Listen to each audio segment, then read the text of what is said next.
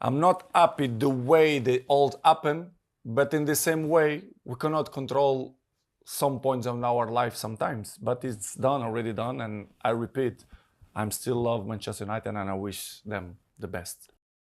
Right guys, this is the first episode of my new series, Rio Meets. And there's nowhere else I wanted to start, man, than starting with one of my good old teammates, Cristiano Ronaldo. We wanted to go to the top and go out big from the start, and we've done it. That's why I've just landed in Portugal, and he's invited me around to his house, and we're gonna get behind the scenes and get to know Cristiano just a little bit more than you have before. I'm looking forward to speaking to him about when he came to Man United, when he joined us as a little skinny, funny-haired, funny-teethed teenager and left as a Ballon d'Or winner. I'm looking forward to helping you guys understand what goes in to Ronaldo's life to make him the machine that he became, from start to finish. But you know what, we're almost there now, so listen, let's just get there. Let's get stuck in. Yo, are you doing jiu-jitsu or what? How are you? I'm Nice good, to see you. How you doing? Good, good. You're looking good today, looking strong. Yeah, sharp. All good? Yeah, nice, man. Good? Not bad.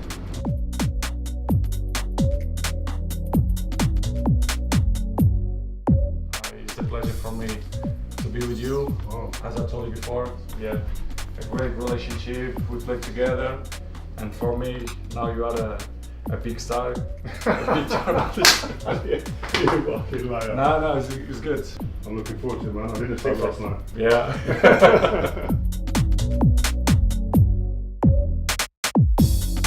Listen, man, I'm here. There's United pictures all over the place. Me and you lifting trophies. I've got to speak to you about Manchester United now. Let's go back. You went back to Man United. We spoke on the phone when you was gonna go on sign at Man United, when you was negotiating to come back. And my wife wanted to kill me. At 1 o'clock in the morning, you rang me. Well, what's going on? Can you sort this out? You end up signing for United. Initially, that must have been a beautiful thing for you, because I remember on the phone you sounded so happy. And then obviously it went a bit sour. Just give us a bit of insight. And do you feel you've been proven right in what you said in the interview you done when you first left?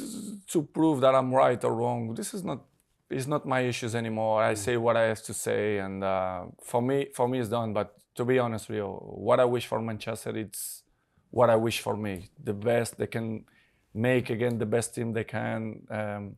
And I love that club. You know, I'm not that kind of guy that forgot the past. When I'm back there, I was very happy. I was one of the best scorers. I did unbelievable things with the club. My first season with 37, I was the third best scorer of the league. I scored all the group stage. I scored every game. Even in the league, I scored 17 goals or 18 goals. I did amazing. But as I told you, Manchester, they need to rebuild everything, in my opinion.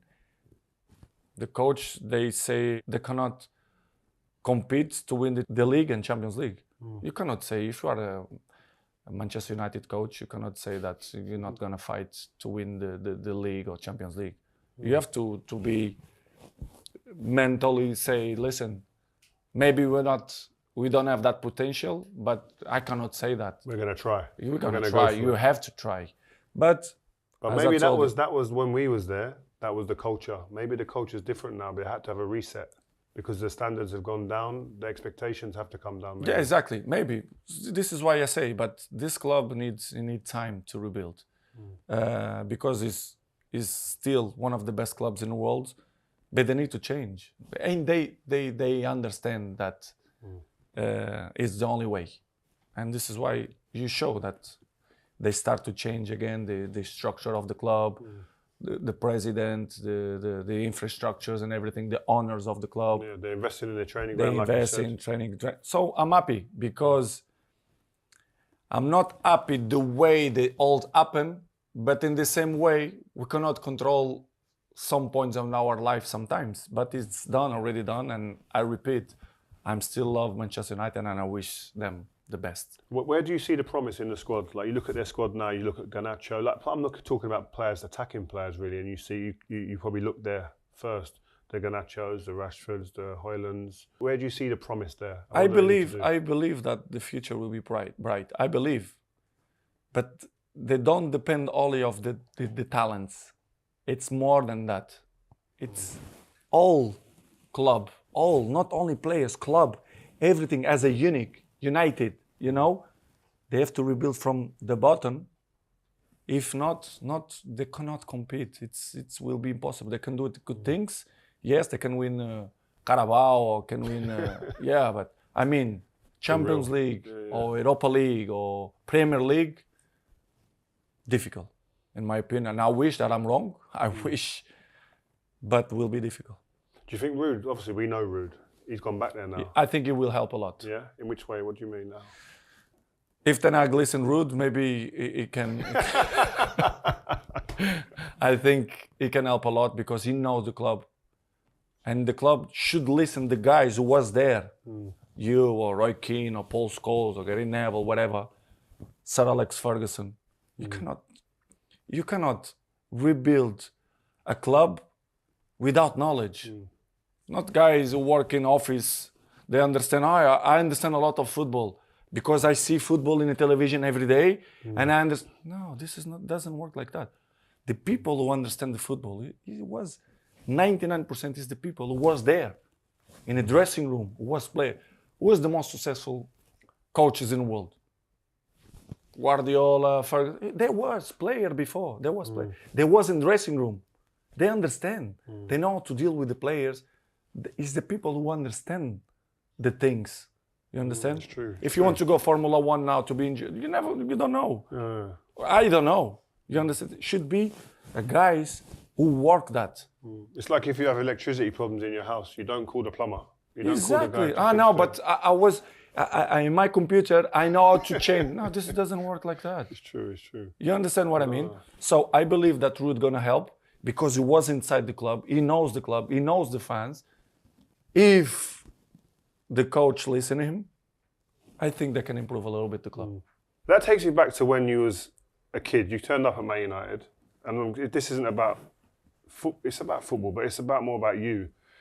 You turn up skinny, Fraquinho. and the hair is crazy. With spaghetti. Yeah, spaghetti hair. The teeth is all over the place, right? And you're the entertainer. You come, you're doing skills. The people, they can't believe it. I remember Ruud was the main man. Everybody coming after the saying, Ronaldo, after. Even he couldn't believe it. Like, everyone was like, wow. And you was all about step over entertainment. And then fast forward 5-6 years, you leave, you go to Real Madrid, golden ball. Face is fixed, good looking, body, fucking amazing.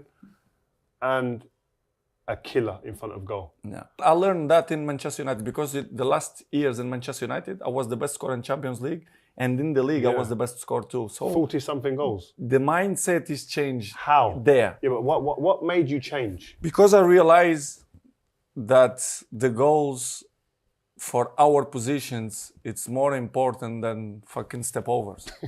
Which is good, I know. The show boots. You remember Saturday? Oh, I used to love it. Yes, showboat is nice. You used to sit there and watch Sky, and when the showboat segment come on, he used to go, aye, aye, like that. Yes, it's chapters that you have in your life, and you realize that things that you do, it doesn't worth it anymore, or worth it less. And I start to realize that to win important things and win Champions League and golden balls and golden boots, you have to score goals, and you have to perform in front of the net, and to coming in the first page of paper, you have to score goals. If not, they don't put in the first page, you cut the ball in the line. It's the guys who score goals. Yeah. Just on that point, yeah, you've played, and we're going a bit off topic here, but you've played at loads of clubs at the top level, and obviously there's always been young players at all those clubs. What are the young players like interacting with you at these clubs? Have you got any good examples of players that come to you for advice, or you can tell that they're watching you? Who are those guys, and what's it like? You know me very well. I don't lie. I see the best examples. I see Gary Neville, your example, Giggsy, Roy Keane. What I do, I check everything, and I take from what you do best, what Gary do best, and I make my own personality, my own style, my own profession. What was it about those guys? What did you take from me then? You are the good professional. Good looking is very far from that. No, but you always do it gym. You're always strong, center back, strong with the good muscles in a pitch. But outside, you do it gym. I remember a lot. You are a tall guy, but strong guy. Abs with the cleggy and everything. And of course, the environment that we have in Manchester was good because everyone have his own ego, but in the same time, we put our ego inside the team and they know each other what they should do it in a pitch to win stuff. It's not coincidence that we won everything. Because you know your work, you, Vidic, Ruud, Saha, me, Gary Neville, Phil. They know, everyone knows his rule in a team.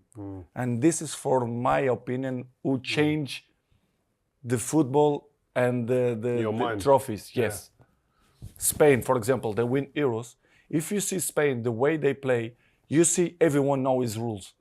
This is why they win. It's not coincidence. They beat everybody. You understand? They deserve. You have to. They work as a team. And the big teams, the teams who win more titles and Champions League, it's the team that plays, they know their role. My opinion. And they sacrifice their Exactly. But back to the point about going from winger to a number 9 and scoring loads of goals. What did you have to change? Did Sir Alex Ferguson give you any pointers? Did maybe Van Nistelrooy, or did somebody say to you, you need to change this? And like, what did you have to work on that was different from being a winger to become the crazy goal scorer? I realized that the environment that I have, the players who I play with, I learn. I take something from all of them, in my opinion. And like who? Like what? Ruud or everyone, even from the defenders. You take, as I told you before, you take a piece of everybody, the best ones, the most professional, and you build yourself. You understand? Ruud, for me, was to play with the... back to goal. For me, was the best ever, my opinion. And I start to felt training with them, the finishings, that I start good with the left, with the right. Yeah, because when you signed, you wasn't good with the left. Yeah, but I improve. I improve. I wasn't in the contest that was good because everyone practiced, and I was there and I start to felt that I'm good. I start good with the left, with the right, start to score goals, and your confidence coming up. You understand? And this is why where you start to felt that Cristiano, okay, you can do it step over, but focus more in what you are good because you start to score goals and you are good to score goals. So maintain that. And for me, it's the most smart way if you want longevity in a football, that all of us start to lose things. Imagine in a high level of football or tennis or Formula One, you start to lose things by the age. It's normal. It's a normal process to adapt the things that you lost and the other things that you win to build as a player. I know I'm not the same player that 10 years ago. People say, it's not the same players than 10 years. Of course, no. You are the same guy. You have more gray hair. You are more fat. For example, your gray hair. Why? You are not the same. Why? Come on, man. I thought we was having a good time. But you understand what I mean. Yeah. You have to adapt. And if you want longevity in football, you have to adapt your things and not only other way, in my opinion. You have to adapt. But you grew up out wide on the wings and you became a box. You were great in the box. You've adapted your game to be great in the box now. And I watched a piece of movement you done in the game in the Euros. Against France. Oh, the movement. Yes. The defender was looking there, you was there. Yes. The finish wasn't like we normally see. How did you learn to do that movement? Because it wasn't something you'd done as a kid in the box. You learn. How? Who from? How do you teach You yourself learn that? the players that There's you like play. young people watching now who want to know how do I teach myself? As I told you, for me, it was a great move to change Portugal to Premier League with 18 years old. To work with Sir Alex Ferguson, to work in that contest, because all the players were average age. Like when I say average, is like 25 above. Experience. And I was like the little kid there. You treat me like to protect me. And it was good. And my mindset had always been, I want to be the best player in the world. It was the mindset, even with 16, 17, 18. And I wasn't there saying, look, I have to take advantage of that. I play with the best players in the world. I have to learn with these guys and build myself. And this is why I start to do it. This. And because I'm always want to learn. You understand? This is That's why. one thing I always say to people. You was humble like that. You would always ask questions. Exactly. To take advantage from that, from my future. You understand? And I think it was because of that, to be honest. The curiosity to learn. I think it's the main point. If you want to be successful, not only in football, but in life, you have to be a little bit curious. Yeah. I think. Chris, let's talk about Real Madrid. Firstly, what do you think of their season last year? Most of the people say, they are lucky in the Champions. No, they are not lucky. They have their brain, they prepare for this kind of moments. Bernabeu, the stadiums, they have a different aura, you understand? And the energy is different. The energy is different. And when the big teams go there, they score one goal, 85 minutes, 90 minutes. The pressure is a lot. For me, it's the best club ever in the history of football. And I make history there. Trophies, I win trophies, I win everything there. I'm the record of goals of the club. And for me, it was a pleasure to play in Real Madrid for 9 seasons, and to win 4 Champions Leagues there and Golden Boots and everything I win there. So I love that place. How impressed were you with Jude Bellingham coming to Real Madrid? Obviously, you know that path and that journey and how difficult it can be. How impressed have you been with him in his first year at Real Madrid? It's the same. It's huge potential, huge talent. He go to the club that the environment was clean, was good. And he grow like the other ones, like Camavinga, like Rodrigo, like Vinicius. So it's good. I think he's in a team that help him to be a top player. And I believe too that he's going to be one of the best the next generation. Is the second year harder? You scored, I think, 20-something goals in your first year, and I think you scored 50 in your second, right? That's not normal. Let's see. The normal is in that way, but they always, Mbappe go there now. How would you say, Madrid going to be better or going to be... We don't know. Let's see. Let's see. I think Madrid will keep strong. But I don't know if they will be better than last year. I don't know. Let's see. Only gods know. But they have a fantastic team, fantastic players. I believe that they're gonna be one of the best teams in the world. Well, I want to talk about when you went there, but obviously you got Kylian Mbappe going there now, and we'll get onto him. But so it'd be similar for him. When you went there, what was the pressure like in the changing room? Because you had I remember we spoke years ago, and it was like you said, there's a big Spanish contingent there. It's going to be difficult for me to get in. But and I was the most expensive player ever. Yeah, what's that like? It was pressure, but in the same way, I believe in myself. I say, listen, if I was the best player in the Premier League and I win the Golden Ball in Manchester United, Champions League, this is the league, but I knew it that I will do it well. I knew it because, as I told you, I believe in my skills. I believe in my talent. It was difficult because it's a different country. The adaptation. I was 24. We are still young, but in the same way, I was very, very, very positive. The best club in the world. I say I'm gonna make history in this club like I did in Manchester United. It was a challenge for me, but as you know, I'm a challenge person. I like to show the people that they are wrong. You understand? Even with the age right now that we're going to speak later about that, I like to prove the opposite what the people thinking. So it was a big challenge for me, and I was very, very, very happy to play in Real Madrid in that period. What are going to be the problems, and what does Kylian Mbappe need to do going in there?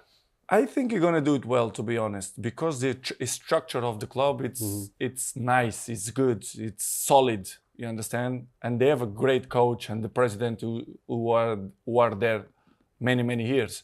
I think it's not going to be a big issue for him, not going to be a big problem because his challenge, he show everything what he's capable to do it.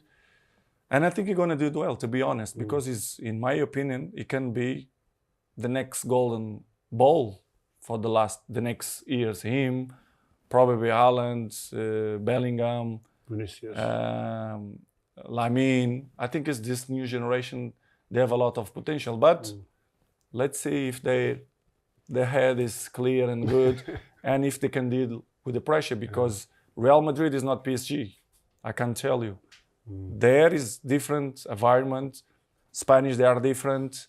But I believe that you're going to do it very well. So you just mentioned being closer to the end of your career than you are at the start.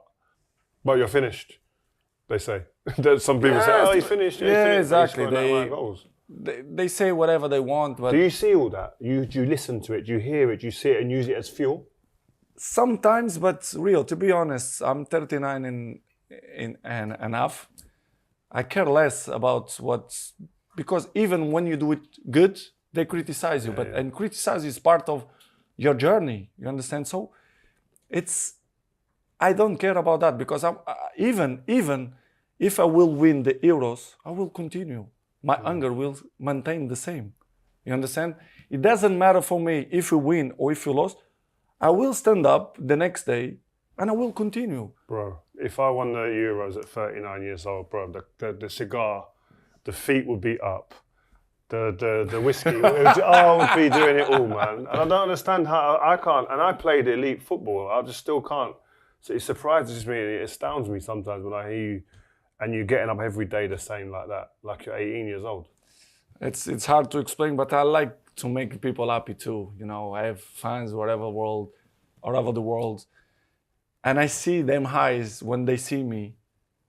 Just, you know, when I score goals, and they do it in the street every time, and I walk them. Yes, I want to make them happy, you know. Yeah. And I don't know when I'm gonna finish. And another thing that I learned, since you play more, you learn many things. And one thing that I learned in a few years is like, enjoy the moment. Enjoy the moment, live the moment, because you don't know what's gonna happen tomorrow. So I know that I'm still looking good. I mean, fit. Not bad. I look good, you know, I feel that I still can dribbling, still shooting, score goals, jumping. The day that I start to feel that I'm not produce nothing, listen, I pack my bags and I go away. But it's far from that, because as I told you, I don't want to be cocky. I scored 16 goals this season. Now you're gonna 60 goals. 6-0. Wow. Now you're gonna speak me about 5 goals you don't score in Euros. What's going on? What's the problem? I scored 130. I scored one. I'm the most goal scorer in the world history. Shit. But I will put the level even high. I will put the level even high. My challenge is to be 1,000 goals. You're going to put to 1,000? I want to reach 1,000 goals. Fucking hell, how old are you going to be then when you're playing still? 40? Well, I will try 41. We don't know. Yeah. This is why I told you I want to live the present. But if I'm not have injuries, touch wood. This is for me, it's the most important. I want that. With one different. All the goals that I score, they have video. So I can prove that it's... You're a bastard. You're a bastard. They all have video. You're talking about Di Stefano, you're talking about Listen, Pele, I these respect guys, all of them. Eusebio, they haven't got the My goals, all goals. certifications. And if you want more goals, I can bring from the training too. So no problem. All the goals with video. And I will prove to the people after. They prefer this player or this is the best. I don't care about that. I remember when we were younger, it was in every phase of your life was competition. In the change room, arguing with Nani or with Anderson and the guys about about a tomato or something like that, stupid. And you used to go, Rio. And I used to go, yeah. And you used to go, oh, see, I told you, stupid idiot. But, and table tennis, when I used to slap you a little bit. You know what I mean? But are you still competitive like that now, every walk of your life? Yeah. I was in the Red Sea a couple of days ago. I play everyday paddle. And me and Cristiano Jr., you get mad. Is it? We don't speak with me like for 2 days. He's the same as you. Remember when I used to beat you? This is why I'm happy. This is why I'm happy. And even the small one, Matteo, they are pissed with the vein, very always pissed. But I like this is show that they have personality. But serious, my kids, they are like me. And I don't teach them. They see by example. Because, you know, sometimes when I lost, I get angry, or sometimes I'm cry, depend of the moment. And they are kind of the same. So even with my kids, I compete. Even with the Gio, I'm always want to win. So I don't give nothing for free. And that takes me to your son now, Chris Jr. Yes. He wants to be a footballer. Yes. This generation is difficult for you to tell them something and them to do it. It's difficult. Your kids, you felt that is really difficult. But I always in my mind put, you will see your daddy by example. They see me every day what I do. In home, in a training, or in a game. They say, my daddy's work a lot every time. You understand? They see like that. what I say to my They kids see the that. same. And but right in this moment, Cristiano wants to be a football player, but I'm not make a big pressure. I make a little bit of pressure. He's 14 years old. How I'm gonna do it? He have the pressure already to be son of Cristiano. Imagine if I make now in the middle of big lions right now. Let him do it his mistakes. Let him do it his things. But I hope so in the future he can be a professional player. Or if he's not be a player, be another job. But I will always support them because we cannot make a pressure in our sons because we are famous. And because you've been able to give them a different life to what you had, yeah. We both had humble upbringings when we were young. We've lived good lives now, yeah, because of football. Their lives are different. So how do you give them hunger? How do you give them the work ethic? By example. I think Same. it's the only way. I give good education to my kids, but by example. So take me into the Euro 2024 when you're crying on the pitch. Now you've had time to reflect. When you was in that tournament and you were crying, what was that like? Because you got some people saying, why is he crying? Is his ego? Is this, is that? What is the reasons behind it? And how do you feel now about looking back at The it? people who say that they are people stupid, they are people that they don't have a heart and they don't understand nothing. And it's much more easy to criticize that appreciate what you really have, you know. We know as the press how it works. If you speak good, don't sell. You have to speak bad. It's normal. And if you speak about Cristiano, you're coming in the first page. It's normal because I'm the most followed guy in the world. It's not only because of my pretty face, but in everything, you know. Why Cristiano is the #1 follower in the world? Why? Why do you think? Many things. There's goals, Football, trophies, and family, lifestyle. way, lifestyle, everything. Because people say, why they follow? Because they, in some way, they like me. You understand? I think. And they criticize always going to exist. And it's part of the business. For me, this is not a problem. Your question was, in Euros, Why are you crying? why you cry? For example, I speak last night about that. When you have passion for what you're doing, you cannot be worried about how your feelings. If, for example, I cry the day that I missed the penalty, which is, I believe that Oblak did a fantastic save. Okay, but let's interpret that I missed the penalty. Yeah. When I cry, it's not because I cry because I felt that if I don't score that penalty and if Portugal will be eliminated, the world will collapse on me. Not because of that, Rio. No. It's people they don't know me.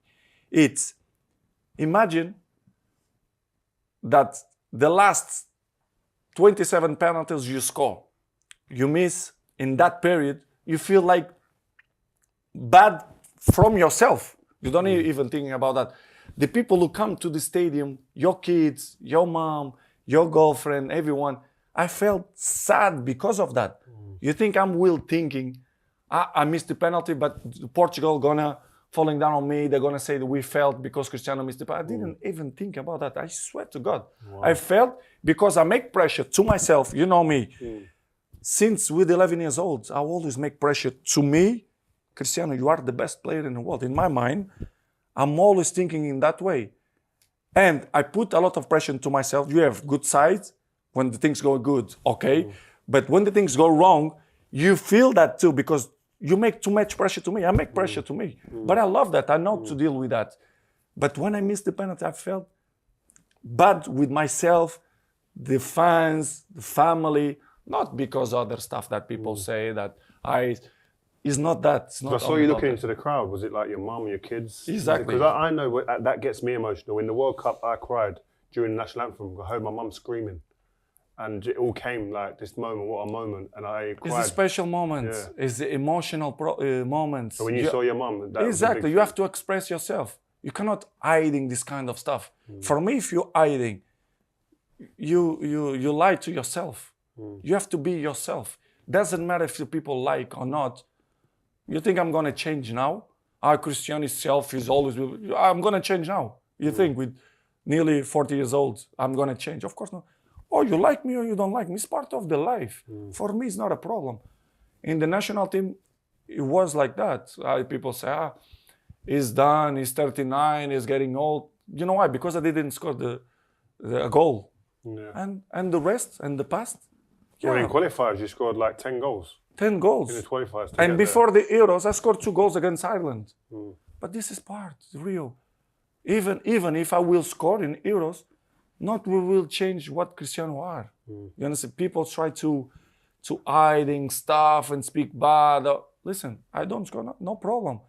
Tomorrow, I will play against the national team, and I will try to score. If I don't score, next game, I will try to score. If Does that affect you? Like, I see when people are talking about, I was doing the TV and I see people talking about Portugal. Why is Cristiano playing all the minutes? Why is he's on the pitch the whole time? Why doesn't the manager take him out? What do you feel, or what's your opinion on stuff like that?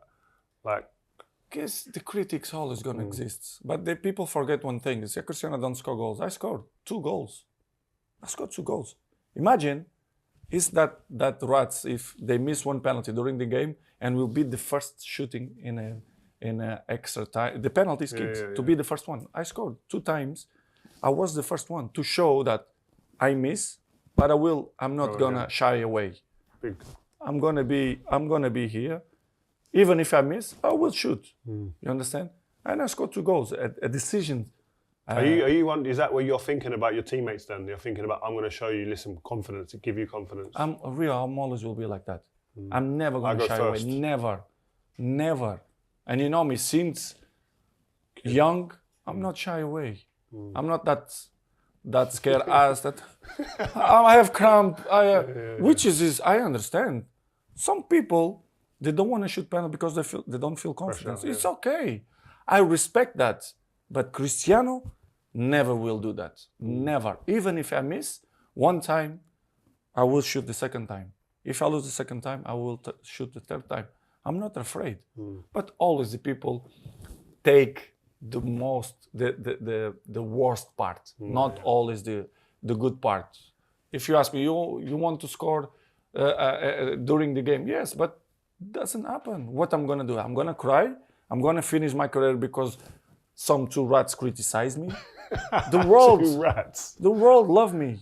The fans love me. You understand? And this is my motivation to carry on to play football. The people love me. Nobody gonna take my shine away because 2 guys from television that nobody knows who is them criticize me. What will you miss though, man? You're gonna have to give up this game one day. And I know you're the kind of a guy who wants to play for another 4 or 5 years. Yeah. If you do that, you deserve it. But when you finally take your boots off for the last time, what will be one of the couple of things that you go, you know what, I'm going to miss that. Like I miss when I go into a stadium on the big moments. I think that I'm not gonna have the adrenaline that scored a goal, or to be nervous, I think I'm gonna miss that because other parts I'm in a good control. I have people around me. I have good business who give good. I have good things, good incomes but I think the adrenaline of football never gonna exist more. This is why I'm going a little bit further in football because with 40s you say, I give everything. You understand? 40 or 41 or 42, it doesn't matter. You say, I give my body for 25 years of football. I cannot give more because, the age don't allow it to go more further. For example, this is why I'm extend. You understand my longevity, and this is why I take care of myself, of keep working, because I know that 2-3 years more, I still can produce something good. But after that, I don't even want to think about that. This is why I told you, let me think in the present.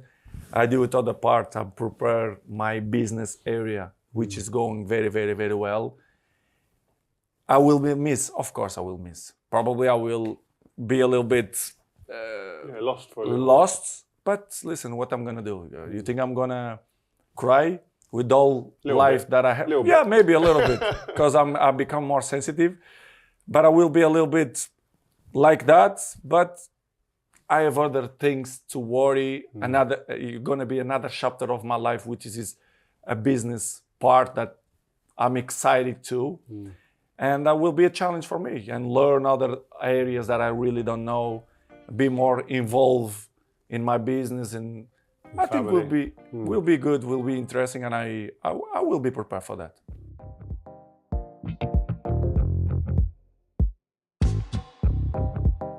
That was good, man.